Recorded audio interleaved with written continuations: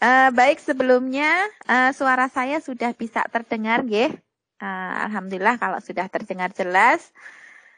Yang kami hormati, Ketua Pengurus Daerah Himpaudi Kabupaten Wonogiri beserta seluruh pengurus. Yang kami hormati Bapak, Ibu, seluruh peserta ORPIN, Orientasi Kepemimpinan Himpaudi Kabupaten Wonogiri, yang pagi ini berbahagia dan penuh semangat. Assalamualaikum warahmatullahi wabarakatuh. Baik, teman-teman semua, setelah kita tadi mengikuti materi dari pengurus wilayah Himpaudi Jawa Tengah, baik itu materi kepemimpinan, kemudian ADART, ada SOP, dan sekarang apa yang akan menghubungkan itu semua, menggabungkannya dalam suatu organisasi, yaitu komunikasi. Baik, Bapak Ibu semua, komunikasi merupakan bagian terpenting dalam kehidupan manusia. Karena komunikasi memiliki kemampuan menjembatani seluruh kepentingan manusia. Nah, seberapa jauh, seberapa pentingkah kita nanti berinteraksi di sebuah organisasi, tentunya semuanya membutuhkan namanya komunikasi. Nah, di sini teman-teman, saya yakin panjenengan semuanya sudah sering mendengar kata komunikasi, nggih. Nah, di sini monggo nanti silahkan teman-teman mendeskripsikan, menggambarkan dengan kata-kata panjenengan sendiri, nggih. Apa itu komunikasi? Atau mungkin kata lain yang lebih simpel yang menggambarkan apa itu komunikasi. Boleh ditulis dan ditunjukkan di layar, atau juga boleh teman-teman langsung chat ya di chat room, nanti akan kami baca. Jadi karena memang kita yakin bahwasanya komunikasi selalu kita lakukan, bahkan hari ini pun kita juga melakukan komunikasi. Oke teman-teman, terima kasih banyak sekali yang masuk ke chat di sini, nggih. Jadi betul sekali apa yang telah disampaikan teman-teman, bahwasanya komunikasi itu sangat simpel ya. Di situ ada dua hal yang penting, yaitu memberi dan menerima.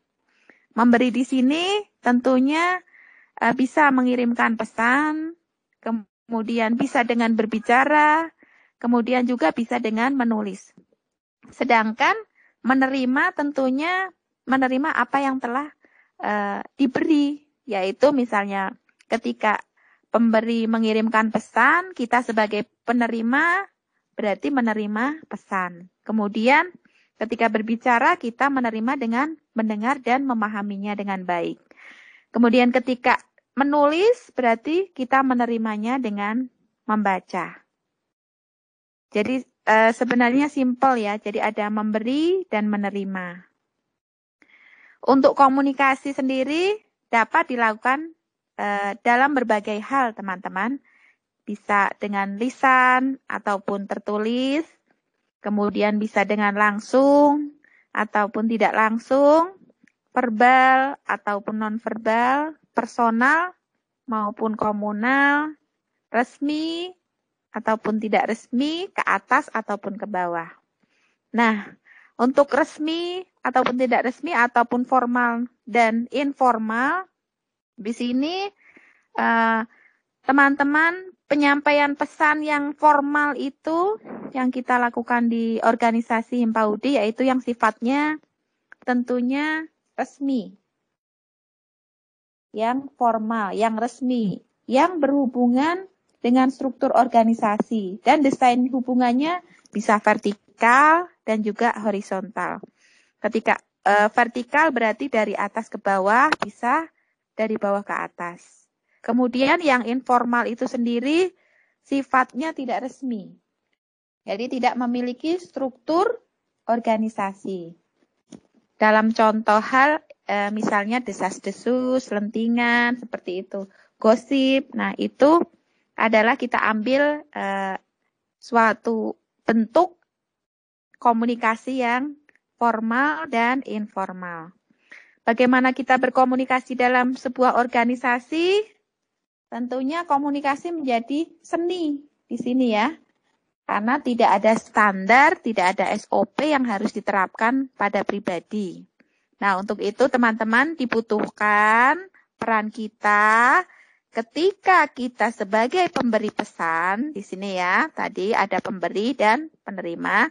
Nah, ketika kita sebagai pemberi pesan, kita harus bisa memastikan. Bagaimana kita bisa memastikan apakah bahasa kita, apakah sesuatu yang kita bawa itu dapat diterima oleh teman kita bicara ataupun penerima.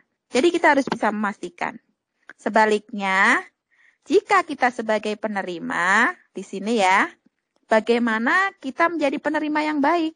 Dalam arti penerima yang baik itu yang aktif mendengarkan, memperhatikan pembicara ya, sehingga dapat memahami apa yang disampaikan pemberi informasi.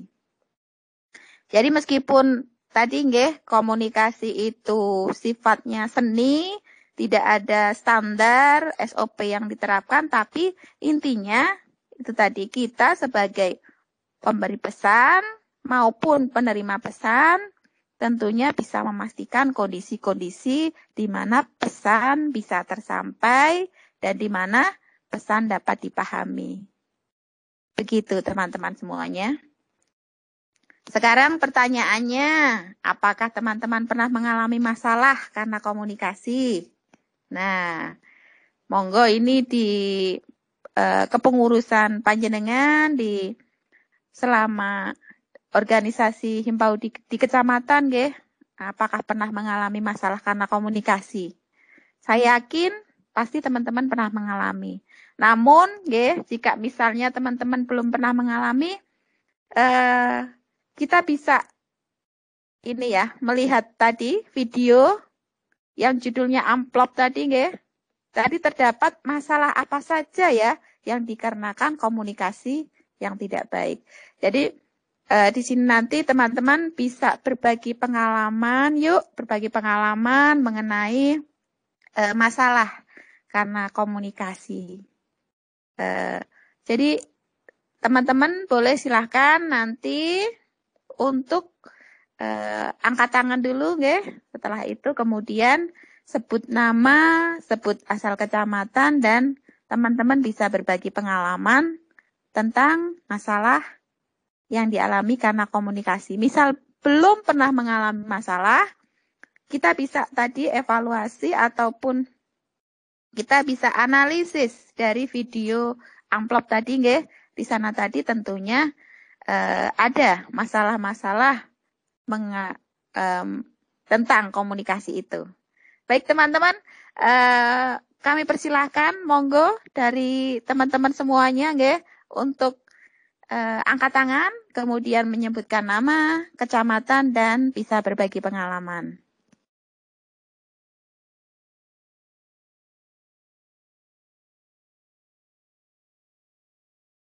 Nah, teman-teman, ternyata banyak sekali ya pengalaman-pengalaman ataupun masalah-masalah panjenengan yang ada di cabang. Masalah-masalah itu memang tidak lepas dari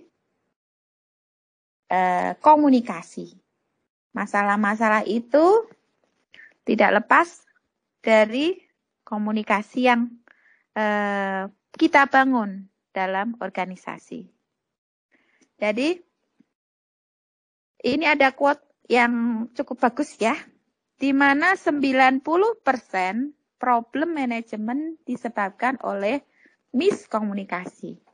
Sekarang kita di Himpaudi, apakah itu juga manajemen?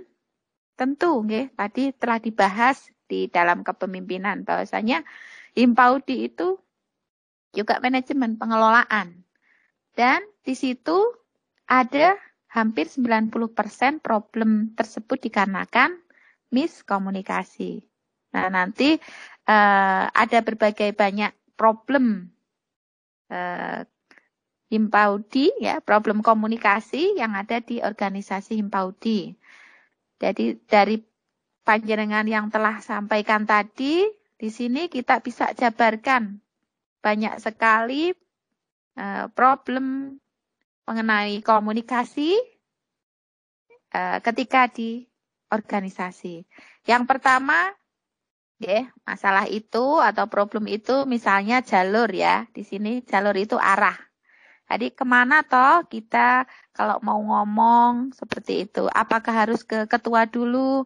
Ataukah mungkin nggak usah lapor ketua, kita aja yang mutusi. Kita kan bisa. Nah seperti itu. Itu jalur-jalur yang harus ditempuh dalam suatu organisasi, dalam komunikasi, itu tentunya akan menjadikan problem dalam organisasi. Yang kedua, yaitu cara ataupun gaya.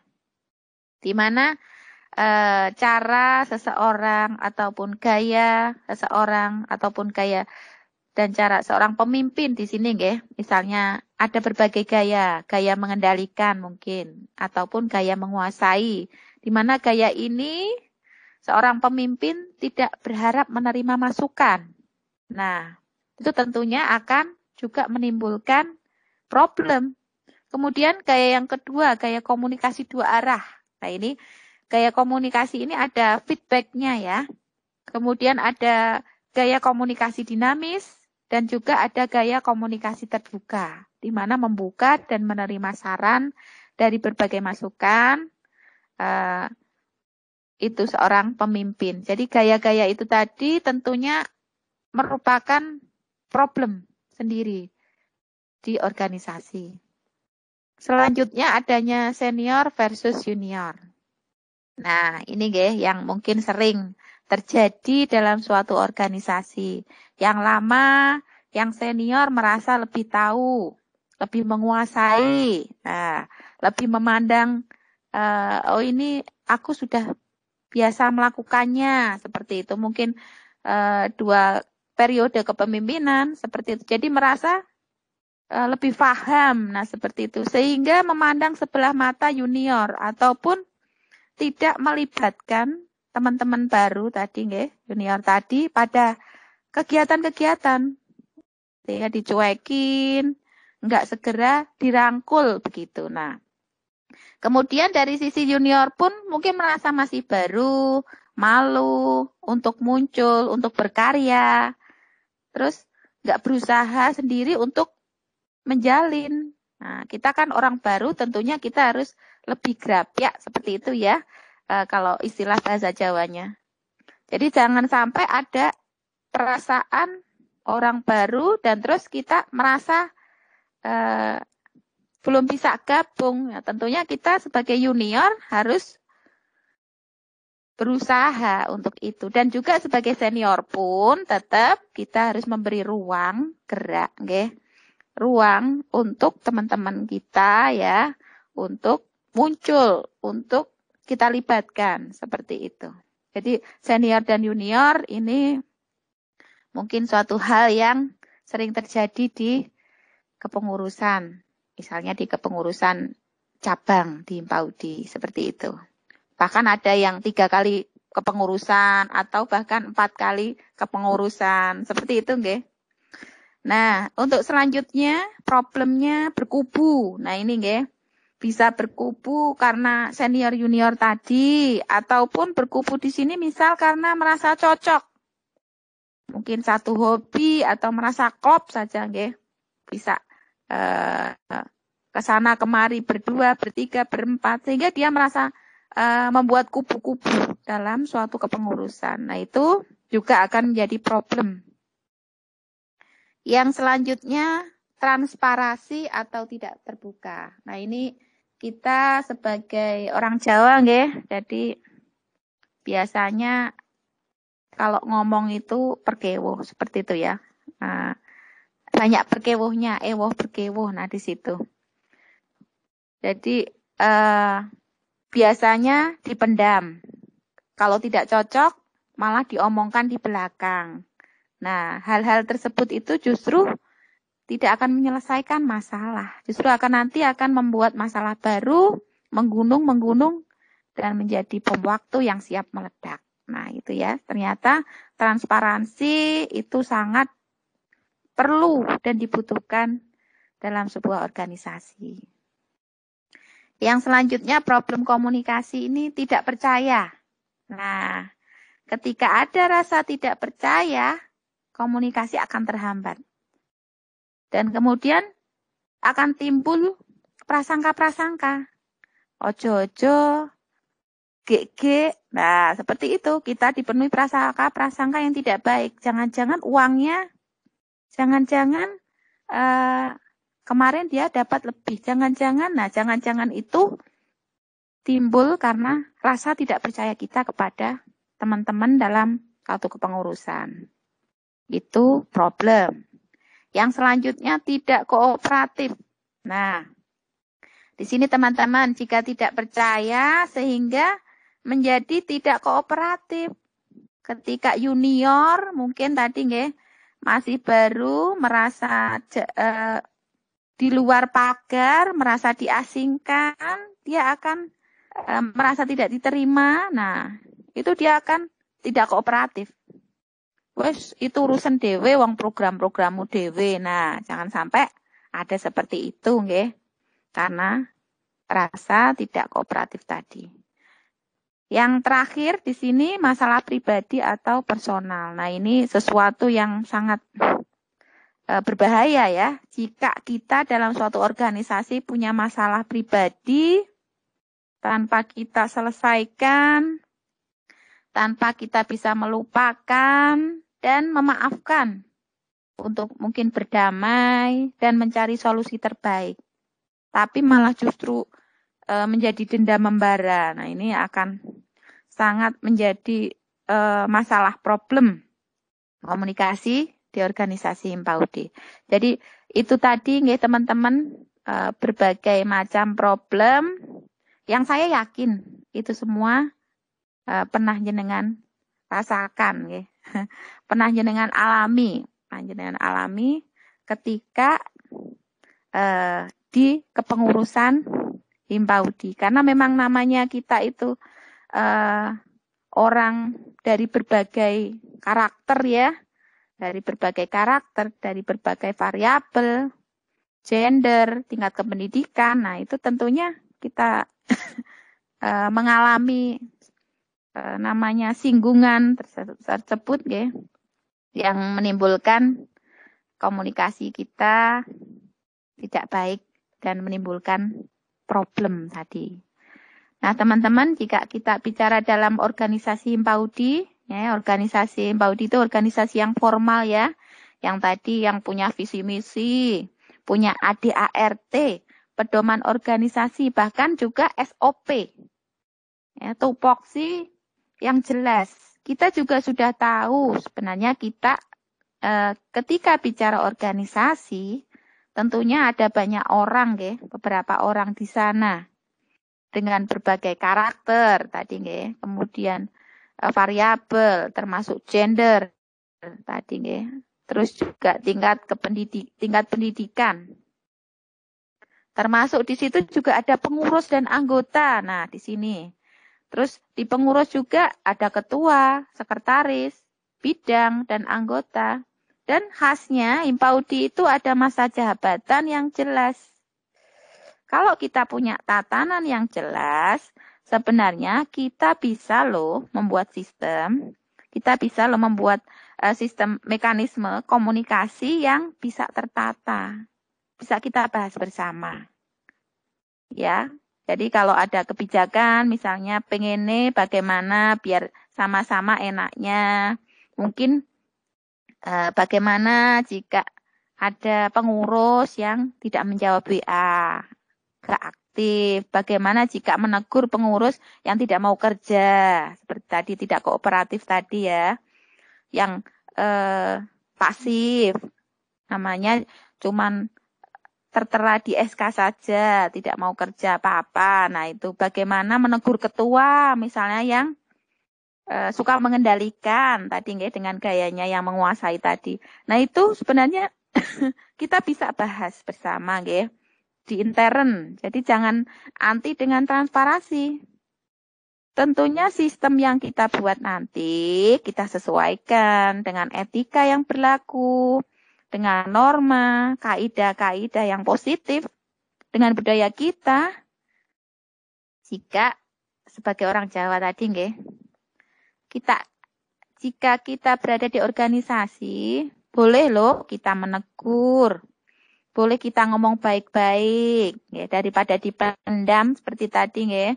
Jika tidak sesuai tata kerja, silakan teman-teman bisa buat sistem, mekanisme, atau mungkin lebih simpelnya menyepakati, ya, menyepakati bagaimana toh kita untuk komunikasinya tadi. Monggo disepakati di internal. Supaya apa? Supaya jika komunikasi ini jalan, kita akan lebih baik, lebih cepat dalam kerja organisasi, lebih lancar, cepat bekerja untuk menuju tujuan. Program kerja bisa terlaksana dengan baik. Wong jabatan hanya 4 tahun loh ya. Ya, yuk kita gunakan waktu yang sebentar ini dengan kontribusi sebaik-baiknya dan juga sebanyak-banyaknya selagi kita menjadi seorang pengurus. Baik teman-teman, kita bisa ya bikin sistem ataupun mekanisme komunikasi di organisasi masing-masing ataupun tadi apa? Menyepakati bersama. Kenapa toh kok harus sistem? Nah, wong cuman kayak gitu kok perlu sistem? Karena apa? Jika berbicara orang banyak, beda kepentingan, beda gaya, beda macam-macam ya. Jadi perlu sesuatu yang memang kita sepakati sehingga bisa berjalan bareng. Nah, itu. Roda Impaudi nggak akan jalan baik loh jika komunikasi tidak berjalan lancar. Seperti itu ya teman-teman. Jadi ini ada challenge ya di layar. Teman-teman ada challenge, ada tantangan buat teman-teman semua. Pengurus cabang tentunya nggih. Untuk ciptakan budaya komunikasi positif ala Himpaudi. Nah, kita ciptakan gimana toh komunikasi yang positif itu? Nah, ini teman-teman boleh menulis di room chat atau bisa buat PR panjenengan nggih. PR yang nanti tindak lanjutnya bisa jenengan sepakati duduk bersama dengan pengurus kecamatan. Seperti itu tadi. Sehingga masalah-masalah komunikasi yang ada di organisasi bisa diminimalisir. Gitu teman-teman ya. Jadi bisa panjenengan sekarang untuk nulis di room chat ataupun nanti bisa kita lanjutkan ditindaklanjuti ketika setelah Vicon ini nggih panjenengan duduk bersama untuk menyepakati sistem komunikasi di pengurus cabang begitu teman-teman semuanya. Nah, komunikasi di masa pandemi ini nggih teman-teman. Itu tadi buat PR ya teman-teman. Nah, untuk komunikasi di masa pandemi ini tidak bisa terlaksana dengan baik tanpa digital komunikasi. Karena komunikasi menjadi urgent, mengandalkan komunikasi digital. Pandemi tidak membuat Himpaudi terus berhenti. Justru kita akan melaju lebih pesat dengan digital komunikasi. Begitu juga saat ini yang kita lakukan ini. Kita bisa orpin meskipun di masa pandemi. Dari Maret sampai sekarang ya, Maret tahun 2020 sampai sekarang ya, kita memang dibatasi oleh semua hal ya, sehingga kita tidak bisa melakukan hal-hal yang seharusnya lazimnya dilakukan sebelum pandemi. Namun tetap kita tidak boleh berhenti, itu saja nggih. Nah, di digital komunikasi nanti ada berbagai hal yang terkait di dalamnya. Yang pertama yaitu media. Nah, teman-teman, media banyak sekali loh yang harus kita kenal, yang harus kita pahami. Karena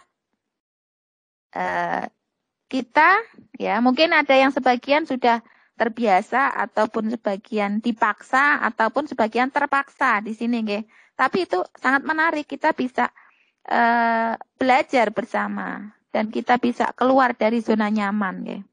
Karena dengan adanya pandemi ini kita bisa mengenal banyak media. Jadi kita ambil sisi positifnya di situ. Apa saja? Misalnya Yang kita pakai biasanya SMS, WA, kemudian Teams, Microsoft Teams ini nggih, kemudian Zoom, email. Nah, itu media-media yang ada dalam digital komunikasi. Kemudian alat. Nah, di sini alat kita banyak mengenal juga dan menggunakannya nggih. Dari gadget, HP Android kita, laptop, headset. Nah, seperti itu untuk alat-alat yang kita gunakan. Selanjutnya yaitu akses. Nah, kita ketika kita berkomunikasi digital, ya itu terkendala di akses biasanya, nggih. Karena kadang kita beli kuota itu belum tentu beli sinyal. Nah, namun nggih, jika kita memang kesulitan diakses, nah ini jangan terus kita jadikan alasan. Nah, kita jadikan alasan sinyalnya nggak ada dan sebagainya. Alasan untuk apa? Untuk menutup diri, untuk menghindari dari sebuah tanggung jawab. Walaupun kita ada kelemahan di akses tadi, nggih, di sinyal, tapi kita tetap bisa terus berkarya, nggih, mencari tempat yang jaringannya baik, mungkin seperti itu. Dan saya yakin panjenengan saat ini pun juga telah melakukan itu semua, nggih. Jadi dengan adanya Orpin ini, panjenengan sudah jauh-jauh hari, nggih, menentukan tempat mana toh yang memang jaringan untuk aksesnya nanti baik ketika mengikuti kegiatan Orpin di hari ini.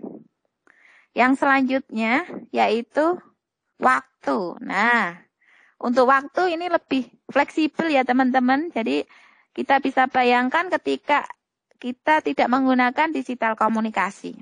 Pasti panjenengan harus misalnya yang dari Karangtengah, yang dari Purbalem, yang dari Parangkupito harus menempuh perjalanan beberapa jam untuk ke Wonogiri mengikuti Orpin. Namun alhamdulillah dengan adanya digital komunikasi ini kita lebih efektif, lebih fleksibel, panjenengan nggak usah jauh-jauh dan memakan waktu berjam-jam nggih untuk kita bisa duduk bersama, tetapi panjenengan bisa tetap di tempat yang sama nggih, mungkin di Purbalem, di Karangtengah, di Purwantoro, di Bulukerto, mungkin seperti itu. Dan kami di sini kita masih bisa duduk bersama nggih, virtual. Jadi waktu lebih fleksibel dengan digital komunikasi ini. Yang selanjutnya kemampuan. Nah, kemampuan di sini digital komunikasi itu dituntut kemampuan kita untuk konsentrasi, teman-teman. Jadi karena memang kita nggak bertemu langsung ya, jadi memang konsentrasi itu sangat kita perlukan di sini ya. Jadi panjenengan harus bisa pinter-pinter ya, pinter-pinter untuk mengolah ataupun mempersiapkan untuk kita tetap terjaga konsentrasi tadi. Yang selanjutnya perilaku. Perilaku ya. Ini mungkin perilaku ketika kita melakukan digital komunikasi nggih. Kalau kita mungkin Orpin secara langsung gitu ya. Secara luring kita ketemu gitu, tentunya kita bisa duduk rapi ya, duduk rapi. Nah, mungkin dengan digital komunikasi ini kadang ada yang sambil glosoran. Nah, ini sambil tiduran, nah bahkan sampai tertidur. Nah, itu perilaku yang harus kita perhatikan sebagai seorang pendidik dan juga anggota organisasi. Ini tentunya nggih, ketika kita duduk rapi, ketika aku duduk rapi, aku konsentrasi, aku akan lebih mendapatkan informasi yang lebih baik. Nah, seperti itu nggih. Untuk perilaku juga nanti bisa lama-lama menjadi kebiasaan, karakter, menjadi habit. Nah, di situ. Apalagi kita di masa pandemi itu sering ya melakukan nanti ada workshop, pelatihan itu dengan virtual. Ketika kita melakukan perilaku itu memang kita terus pupuk. Ya, walaupun jauh, nggak terlihat, dimatikan videonya, tapi tetap kita duduk rapi, konsentrasi. Nah, itu nanti kita akan terbawa karakter seperti itu. Gitu nggih teman-teman. Ini nggak nyindir loh teman-teman. Jadi monggo sebenarnya boleh-boleh aja jenengan sambil duduk tiduran, sambil makan, itu nggak apa-apa. Yang penting tadi kemampuan nggih. Sistem kemampuan untuk konsentrasi jenengan gitu. Yang terakhir ini yaitu mimik gerak tubuh ataupun ekspresi muka, intonasi suara. Nah, ini memang minim gerak tubuh. Begitu kita mungkin nanti bisa sekali waktu kita bisa speaking ya. Speaking karena kita nggak gerak-gerak juga kaku duduk, suruh duduk rapi tapi nggak gerak-gerak. Jadi panjenengan bisa ngolet sana, ngolet sini gitu, nggak apa-apa. Asal videonya off ya tadi ya.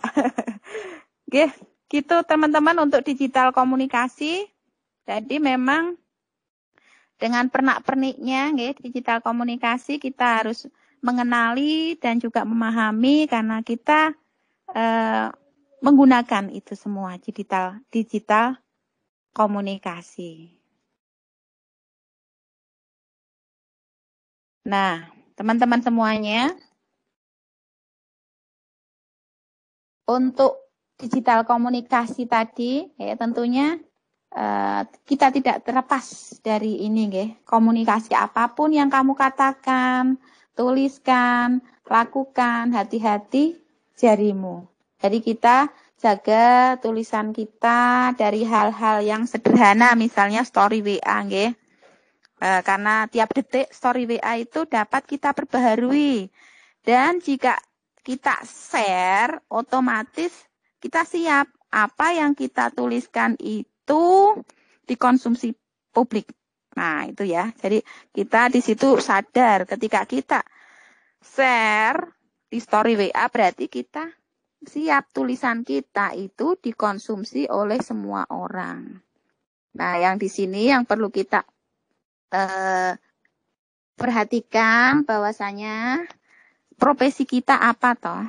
Bagaimana kita dapat menghargai, memberi harga, membranding diri, memberi harga pada diri kita sebagai guru, sebagai seorang pendidik di medsos itu sangat penting, di WA, tadi di IG, di Facebook. Nah ini misalnya story WA, bagaimana kita mencerminkan seorang guru, seorang pendidik, seorang insan himpaudi. Jadi kita nggak asal. Ada bedanya seperti itu. Nanti dari situ medsos menjadi wadah untuk memberi harga diri pada diri kita di publik. Jadi kita akan apa yang kita lakukan, apa yang kita story, apa yang kita share, itu akan menjadi wadah untuk memberi harga pada diri kita, membranding atau memberi merek pada diri kita di publik. Oh, misalnya ternyata seorang pendidik PAUD, seorang anggota himpaudi ketika berkomunikasi di medsos itu mampu menjadi seorang yang dicontoh. Nah, itu mampu menjadi teladan. Dan tentunya itu nanti akan menumbuhkan trust, menumbuhkan kepercayaan pada diri kita. Namun, kita jika tidak berhati-hati, gimana? Mulutmu harimaumu. Nah, itu zaman dulu, Kalau digital komunikasi berarti jarimu adalah harimaumu gitu. Jadi hati-hati jika kita berkomunikasi di media sosial. Cerminkan bahwa kita seorang pendidik. Jaga tulisan kita, kata-kata kita. Karena kita lihat di story, jika itu menyinggung orang lain, tentunya kita bahkan bisa dituntut loh. Ada undang-undang IT ya yang membahas itu semua ya. Jadi kita harus berhati-hati, apalagi tadi kita di sini dengan seragam, dengan baju seorang guru PAUD, seorang yang teladan bagi anak-anak kita, seorang insan himpaudi. Jadi intinya jika berkomunikasi di digital komunikasi kita harus hati-hati. Begitu teman-teman semuanya, Jadi mungkin yang kemarin-kemarin ya, ini yang kemarin-kemarin ya, ya sudah yang kemarin berarti tidak kita ulangi lagi. Karena memang itu nanti akan menjadi branding kita, menjadi merek kita, menjadi harga kita di pabrik dengan apa yang kita tuliskan tadi. Orang-orang halayak, orang-orang yang akan menilai kita sesuai dengan apa yang kita share tadi. Jadi sangat hati-hati nggih. Nah, ini ada peribahasa Jawa teman-teman yang luhur sekali. Panjenengan pasti sudah sering mendengarkan ini ataupun bahkan hafal, ngelotok ini nggih. Di mana ajining diri saka lati. Ajining raga saka busana, ajining awak saka tumindak. Jadi peribahasa Jawa ini sangat luhur sekali nggih. Dari mana harga diri kita itu dilihat dari ucapan kita tadi nggih. Kemudian harga diri dari raga kita itu dilihat dari bagaimana kita tata berpakaian kita. Jadi bukan mahalnya loh ya di sini ya, tapi tata berpakaian kita. Kemudian harga diri dari badan kita, tubuh kita nggih, awak itu tadi dari perilaku kita. Jadi sekali lagi merek kita, branding kita, harga kita itu dilihat dari apa yang kita ucapkan, apa yang kita pakai, dan apa yang kita lakukan. Yang hal itu tentunya akan menjadi membangun trust pada diri kita, kepercayaan. Gitu nggih teman-teman. Yang terakhir ini ada lagi ngomong kuwi nganggo waton. Nah, aja mung waton ngomong. Jangan asal ngomong gitu. Jadi, jangan asbun. Sekali yang kita ucapkan, nggak bisa kita tarik lagi. Gitu nggih teman-teman. Jadi kalau kita mau ngomong, kita pikirkan dulu apakah itu baik, apa itu bijaksana, enak didengar, atau manfaat untuk orang banyak, apa yang kita omongkan atau apa yang kita tuliskan. Gitu teman-teman semuanya. Jadi ketika kita memang bisa berkomunikasi dengan baik dalam diri kita, dalam keseharian kita, nggih, dalam digital komunikasi tadi, nggih, dengan share-share mungkin share story ataupun sebagainya dengan baik, dan kita juga bisa membuat iklim, menciptakan budaya komunikasi positif ala Himpaudi tadi nggih yang menjadi PR panjenengan. Insyaallah nggih, insyaallah nanti roda Himpaudi akan berjalan baik. Ya, jadi insyaallah nanti roda Himpaudi di pengurus kecamatan panjenengan akan berjalan baik karena tadi kembali ke tadi 99% masalah manajemen karena miskomunikasi. Yuk, kita perbaiki komunikasi kita. Itu ya teman-teman semuanya. Semangat untuk memperbaiki diri dan memperbaiki tentunya dalam hal ini komunikasi. Mohon maaf, banyak sekali mungkin yang merasa tersinggung di sini, nggih. Mohon maaf, bukan maksud kami untuk hal seperti itu. Dan banyak kekurangan juga. Nanti setelah ini kita bisa berdiskusi banyak nggih tentunya setelah Vicon ini ditutup nanti bisa kita diskusi banyak dan saya yakin pasti banyak masalah mengenai komunikasi. Mungkin cukup itu saja teman-teman dari kami. Mohon maaf atas segala kekurangan. Billahi taufiq wal hidayah. Assalamualaikum warahmatullahi wabarakatuh. Salam Himpaudi, semangat ya Himpaudi, jaya.